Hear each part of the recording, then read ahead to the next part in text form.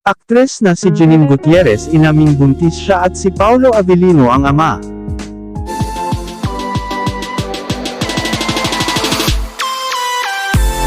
Sa kabila ng pananahimik nina Janine Gutierrez at Paolo Avellino sa buong social media at television, may isang revelasyon na inamin ng aktres na si Janine na ikakatuwa ng mga taga-hanga nila ni Paolo Avellino. Masaya umanong inamin ng aktres na siya ay nagdadalang tao na at si Paolo Avellino ang ama. Labis umano ang saya ni Paolo Avellino ngayon dahil nabuo na ang pagmamahalan nila ng aktres na si Janine. Ganun din ang mga magulang ni Janine na sina Lotlot De Leon at Monching Gutierrez, dahil magkakaroon na sila ng apo. Maselan raw ang pagbubuntis ni Janine kaya naman doble ang pag-aalaga ni Paolo ngayon.